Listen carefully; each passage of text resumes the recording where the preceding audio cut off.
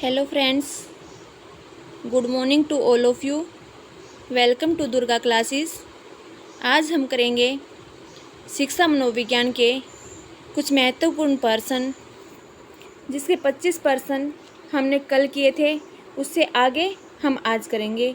तो चलिए शुरू करते हैं अपनी आज की ये वीडियो। 26 है, समूह विधियों द्वारा सीखने का उदाहरण है।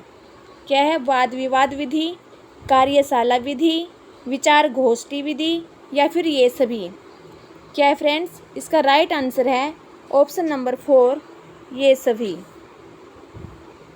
अगला है, समायोजन के संदर्भ में निम्नलिखित में से क्या सही नहीं है? 1, यह संतुलन प्रदान करता है। ऑप्शन नंबर 2, यह समस्या का समाधान करता है। ऑप्शन नंबर 3, यह निरंतर चलने वाली प्रक्रिया नहीं है। ऑप्शन नंबर 4, समायोजन की अनुपस्थिति में व्यक्ति तनाव, संघर्ष और चिंताओं से घिरा होता है। इसका राइट आंसर है फ्रेंड्स ऑप्शन नंबर 3, यह निरंतर चलने वाली प्रक्रिया नहीं है। ये इसका राइट आंसर है, क्योंकि जो समायोजन है वो एक निरंतर चलने वाली प्रक्रिया है। यह इसमें गलत है। अगला है फ्रेंड्स, अधिगम को प्रभावित करने वाले पर्यावरणीय कारकों में से एक है। कौन सा है? सामाजिक परिवेश, थकावट, मानसिक स्तर या इनमें से कोई नहीं। राइट आंसर है फ्रेंड्स इसका ऑप्शन नंबर 1, सामाजिक परिवेश। सामाजिक परिवेश। अगला है, निम्नलिखित में से कौन सा मानसिक रूप से स्वस्थ व्यक्ति का लक्षण है? कौन सा है? सहनशीलता, आत्मविश्वास, संवेगात्मक परिपक्वता या फिर ये सभी। इसका राइट आंसर है ऑप्शन नंबर 4, ये सभी। ऑप्शन नंबर 4, ये सभी। अगला है फ्रेंड्स, निर्मितवाद के संदर्भ में कौन सा कथन गलत है? निर्मितवाद के संदर्भ में कौन सा कथन गलत है? इसका कौन सा होएगा? ऑप्शन नंबर 1 है, ज्ञान का संचरण आवश्यक रूप से शिक्षक द्वारा किया जाता है। नवीन ज्ञान का सृजन पूर्व ज्ञान के आधार पर होता है। अधिगमकर्ता ज्ञान का सृजन कर सकता है। या फिर अधिगमकर्ता समय के अधिगम के लिए सक्रिय एवं उत्तरदायी होता है। क्या है फ्रेंड्स? इसका राइट आंसर होएगा ऑप्शन नंबर 1, ज्ञान का संचरण आवश्यक रूप से शिक्षक के द्वारा किया जाता है। अगला प्रश्न है, कक्षा में परस्पर संवाद से क्या उभर कर आना चाहिए? क्या उभर कर आना चाहिए? ऑप्शन नंबर 1, विवाद, 2, सूचना, 3, विचार या फिर 4, तर्क वितर्क। इसका राइट आंसर है दोस्तों ऑप्शन नंबर 1, विवाद। अगला प्रश्न है, छात्रों की विद्यालय उपलब्धि निर्भर करती है। किस पर निर्भर करती है छात्रों की विद्यालय की उपलब्धि? 1 है, स्वप्रत्यय, बुद्धि, रुचि, अभिप्रेरणा। दूसरा है, रुचि, बुद्धि, अभिप्रेरणा, लिंग। और तीसरा है, अभियोग्यता, बुद्धि, अभिप्रेरणा, जाति। चौथा है, रुचि, बुद्धि, शारीरिक बनावट या अभिप्रेरणा। इनमें से कौन सा है? राइट आंसर है फ्रेंड्स ऑप्शन नंबर 1, स्वप्रत्यय, बुद्धि, रुचि एवं अभिप्रेरणा।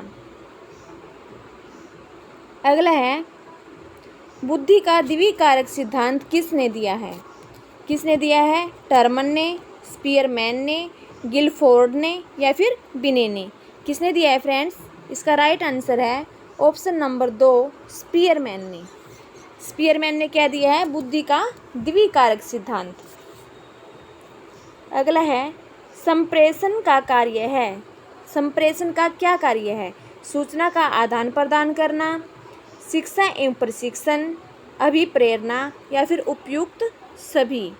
इसका राइट आंसर है ऑप्शन नंबर 4, उपयुक्त सभी।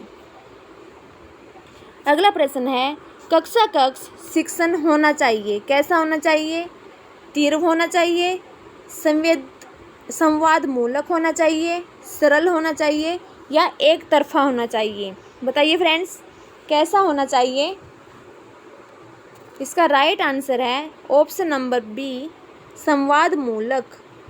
संवाद मूलक जो कक्षा का शिक्षण होता है उसमें एक दूसरे के साथ, छात्रों के साथ संवाद होना चाहिए, बातें होनी चाहिए कि कैसे कर रहे हैं हम।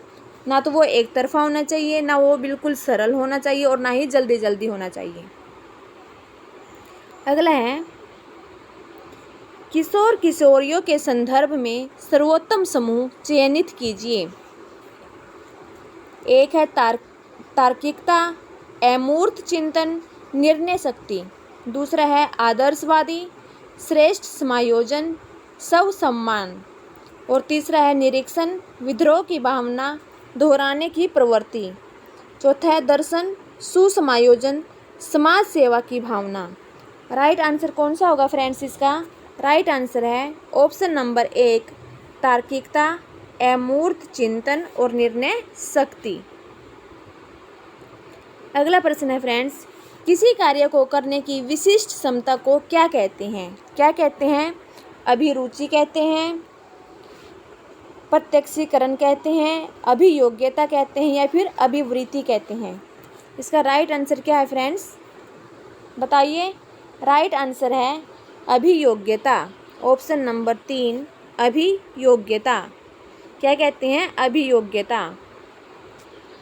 अगला है, एक विद्यार्थी बीएड प्रवेश परीक्षा देता है और असफल रहता है। वह सबसे कहता है मैं अध्यापक बनना ही नहीं चाहता हूँ। यह उदाहरण किसका है? किसका है?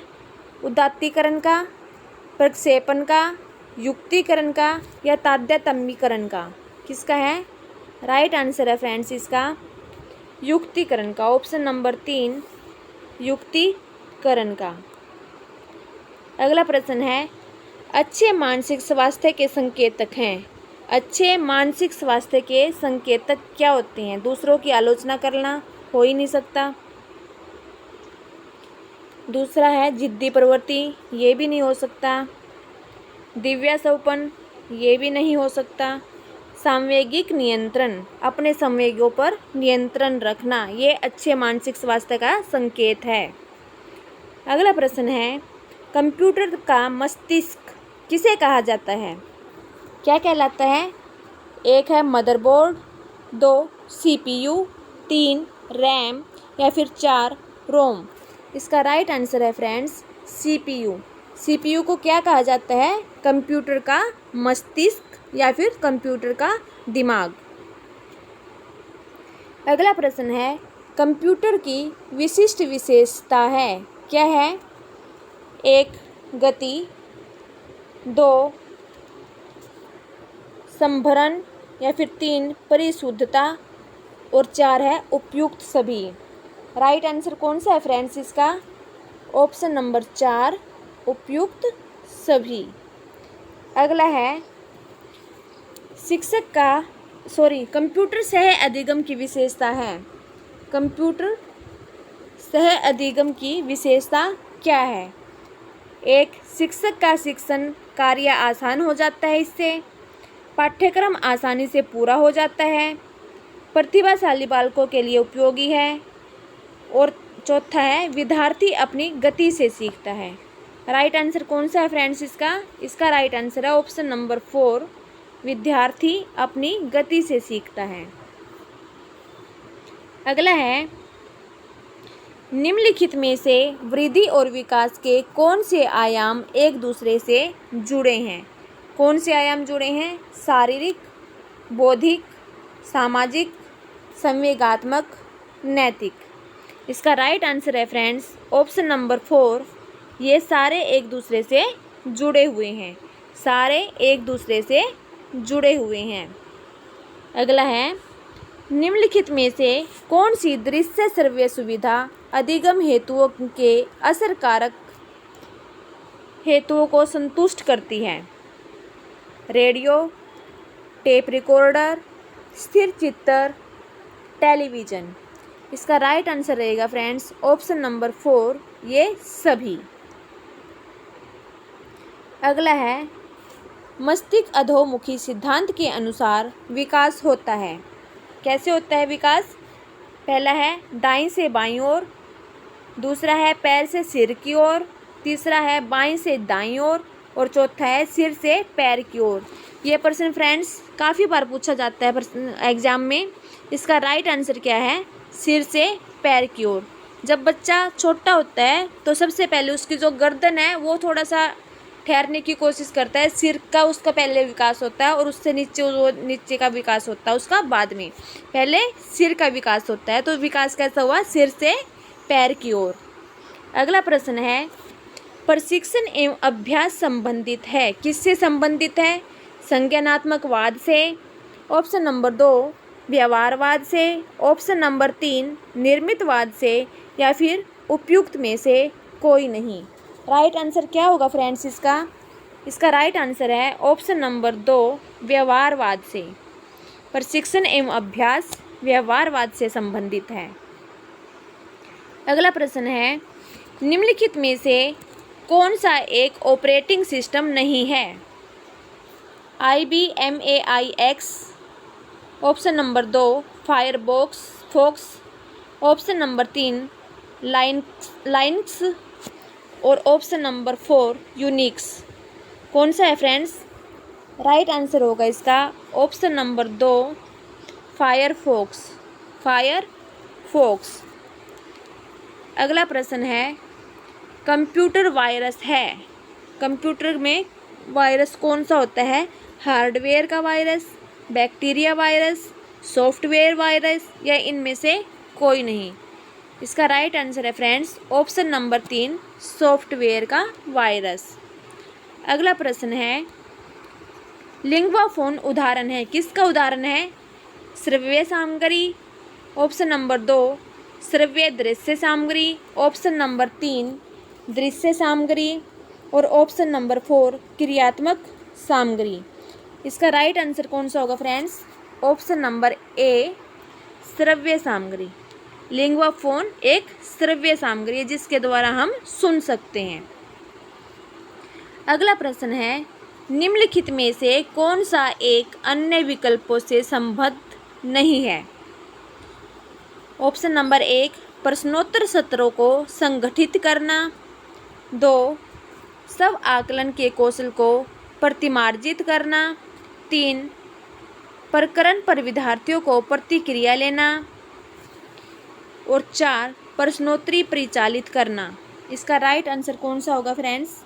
राइट आंसर है ऑप्शन नंबर 2 स्व आकलन के कौशल को प्रतिमार्जित करना। अगला प्रश्न है, निर्देशन एवं अधिगम के बीच समानता है। दोनों छात्र केंद्रित हैं, दोनों ही विषय वस्तु केंद्रित हैं, दोनों पृष्ठपोषण एवं पाठ्य विश्लेषण पर बल देते हैं, या फिर उपयुक्त में से कोई नहीं। इसका राइट आंसर है फ्रेंड्स ऑप्शन नंबर ए दोनों छात्र केंद्रित हैं, दोनों ही छात्र केंद्रित हैं, निर्देशन भी और अधिगम भी। अगला प्रश्न है, निम्नलिखित में से समस्या समाधान को क्या बाधित नहीं करता? क्या बाधित नहीं करता? ऑप्शन नंबर 1 अंतर्दृष्टि, ऑप्शन नंबर 2 मानसिक प्रारूपता, ऑप्शन नंबर 3 मोर्चाबंदी और ऑप्शन नंबर 4 निर्धारण। क्या है इसमें? इसका राइट आंसर है फ्रेंड्स ऑप्शन नंबर 3 मोर्चाबंदी। अगला प्रश्न है, निम्नलिखित में से किस अवस्था में बालक अपनी समकक्षी वर्ग के सक्रिय सदस्य होते हैं? कौन सी अवस्था में अपनी समकक्षी वर्ग के सक्रिय सदस्य बन जाते हैं बालक? इसका राइट आंसर कौन सा होगा? वयस्क अवस्था, बाल्यावस्था, किशोरावस्था, पूर्व बाल्यावस्था। कौन सा होगा? इसका राइट आंसर है ऑप्शन नंबर 2 बाल्यावस्था।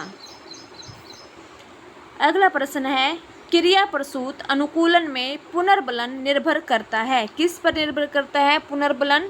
उद्दीपक की प्रकृति पर, अनुक्रिया की प्रकृति पर, 1 व 2 दोनों पर, या फिर इनमें से कोई नहीं।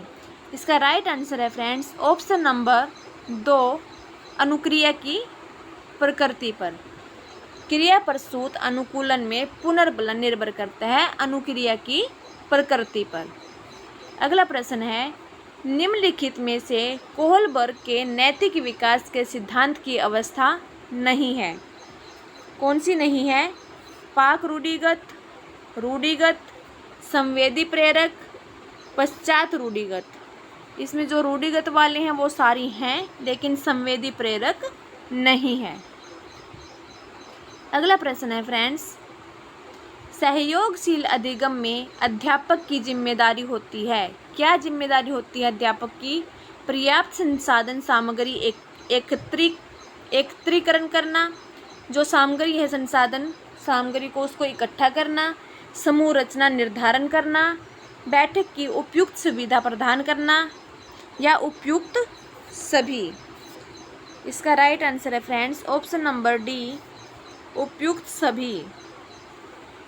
अगला प्रश्न है, कक्षा कक्ष संप्रेषण होना चाहिए। कैसा होना चाहिए? कक्षा कक्ष का जो संप्रेषण है वो कैसा होना चाहिए? शिक्षक केंद्रित, छात्र केंद्रित, सामान्य केंद्रित, पाठ्य पुस्तक केंद्रित। कैसा होना चाहिए? जो हमारी शिक्षा होती है वो हमेशा ही छात्र को केंद्र मान के की जाती है और छात्र के चारों ओर घूमती रहती है, इसलिए यह कैसा होना चाहिए? छात्र केंद्रित। अगला प्रश्न है, बालक का मानसिक स्वास्थ्य निर्भर करता है। किस पर निर्भर करता है? विद्यालय पर, परिवार पर, समुदाय पर, या फिर उपयुक्त सभी पर। बच्चे का जो मानसिक स्वास्थ्य है वो उपयुक्त सभी पर निर्भर करेगा फ्रेंड्स। वो विद्यालय से भी सीखेगा, परिवार से भी सीखेगा और अपने समुदाय से भी सीखेगा। अगला प्रश्न है, प्रतिरक्षा प्रक्रिया है। कैसी प्रक्रिया है? उत्तरदायित्वों का स्थानांतरण, सचेतन व्यवहार, प्रतिरक्षा विवाद का समाधान, व्यक्तिगत का रक्षा कवच। कैसी है? ये है ऑप्शन नंबर 3, प्रतिरक्षा विवाद का साधन, प्रतिरक्षा विवाद का साधन। अगला प्रश्न है, निम्न में से कौन सा तत्व संप्रेषण का तत्व नहीं है? 1 संप्रेषण का माध्यम, 2 संप्रेषण की श्रृंखला, 3 संप्रेषण का उद्देश्य, या फिर 4 संप्रेषण का नियोजन। इसका राइट आंसर है फ्रेंड्स ऑप्शन नंबर 4, संप्रेषण का नियोजन, संप्रेषण का नियोजन। अगला प्रश्न है, अध्यापक के व्यक्तित्व के विकास में बाधक तत्व है। अध्यापक के व्यक्तित्व के विकास में क्या बाधा डालता है? ऑप्शन नंबर 1 है सामाजिक परिवेश का ज्ञान, या फिर सांस्कृतिक अनुभव, कल्पना शक्ति का अभाव, उच्च मानसिक क्षमता। इसका राइट आंसर क्या होगा फ्रेंड्स? इसका राइट आंसर है ऑप्शन नंबर 3। अगर अध्यापक में जो कल्पना शक्ति है उसका अभाव होगा तो वह उसके व्यक्तित्व के विकास में बाधा उत्पन्न करेगा। अगला प्रश्न है, कंप्यूटर सहायता प्राप्त अधिगम का लाभ क्या है? 1 है अध्यापक की आवश्यकता नहीं रहती, 2 यह उच्च कक्षाओं के लिए उपयोगी है, 3 यह प्रतिभाशाली छात्रों के लिए उपयोगी है, या फिर 4 शिक्षार्थी अपनी गति के अनुसार सीखता है। यह प्रश्न हम पीछे भी करके आए हैं आज की वीडियो में। अगर आपको याद है तो मुझे ये कमेंट सेक्शन में बताना। चलिए फ्रेंड्स, अगला प्रश्न है, मानव संस्कार अथवा समता परिवर्तन जो धारण किया जा सकता है तथा जो वृद्धि की प्रक्रिया के ऊपर ही आरोपित नहीं है, यह कथन किसका है? यह कथन किसका है? ट्रेस का, गेने का, श्रेयर का, मैकग्रो का? किसका है ये? गेने का। किसका कथन है? ऑप्शन नंबर 2 गेने का। अगला प्रश्न है, निम्नलिखित में से कौन सा समूह सॉफ्टवेयर का है? सॉफ्टवेयर का समूह कौन सा है? MS Word, Photoshop, MS Excel. B है स्कैनर, व्हाट्सएप, पावर पॉइंट। और सी है monitor, printer, MS Word. D है MS एक्सेल, फोटोशॉप और माउस। इसका राइट आंसर है friends option number 1 MS Word, Photoshop, MS Excel. अगला प्रश्न है, किशोर अवस्था में मानसिक या बौद्धिक विकास होता है। कैसे होता है? बहुत शीघ्रता से एवं बहुत अधिक मात्रा में होता है। अगला है अधिक मात्रा में लेकिन धीरे धीरे होता है। अगला है बहुत कम मात्रा में लेकिन शीघ्रता से होता है। और अगला ऑप्शन है अधिक तेजी से एवं कम मात्रा में होता है। बताइए फ्रेंड्स, राइट आंसर क्या है इसका? किशोर अवस्था में मानसिक विकास कैसे होता है? बहुत शीघ्रता से होता है एवं बहुत अधिक मात्रा में होता है। Option number 1। अगला प्रश्न है, शिक्षा में ICT के उपयोग के संदर्भ में कौन सा कथन गलत है? कौन सा कथन गलत है? ऑप्शन नंबर 1, बड़ी शिक्षा संख्या में शिक्षार्थी को शिक्षा से जोड़ना संभव होगा। 2, अध्यापक की आवश्यकता नहीं रहेगी।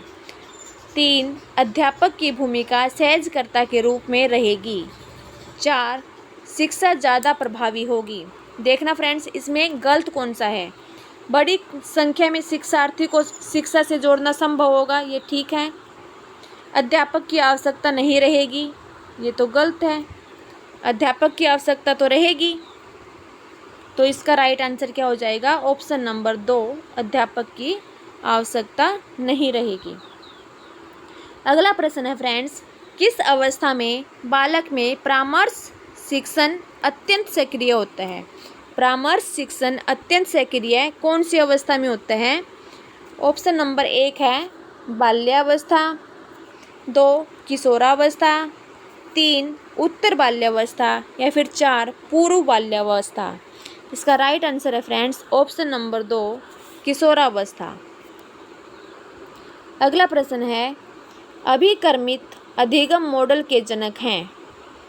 कौन है? आशुबेल, जीन पियाजे, हल या फिर स्किनर। कौन है फ्रेंड्स? इसका राइट आंसर है ऑप्शन नंबर 4 स्किनर। अगला प्रश्न है, स्व प्रत्यय विकसित होता है। कैसे होता है? 1 स्वधारणा से, 2 लोगों की धारणा से, 3 स्वधारणा तथा लोगों की धारणा से और 4 बुद्धि से। क्या है फ्रेंड्स? इसका राइट आंसर है ऑप्शन नंबर 3 स्वधारणा तथा लोगों की धारणा से। अगला प्रश्न है, निम्नलिखित में से कौन सा ब्रूनर के सिद्धांत में नहीं है?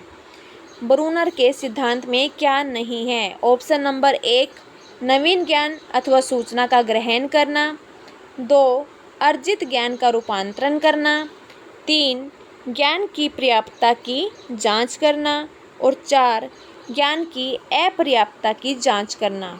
इसका राइट आंसर है फ्रेंड्स ऑप्शन नंबर 4 ज्ञान की अपर्याप्तता की जांच करना। चलिए फ्रेंड्स, आज के लिए इतना ही। अगर आपको वीडियो पसंद आए तो प्लीज़ वीडियो को लाइक करना, शेयर करना और चैनल को सब्सक्राइब ज़रूर करना फ्रेंड्स। और जो प्रश्न का आंसर मैंने पूछा है उसे कमेंट सेक्शन में ज़रूर बताना। चलिए फ्रेंड्स, मिलते हैं अपनी अगली वीडियो में। तब तक के लिए धन्यवाद।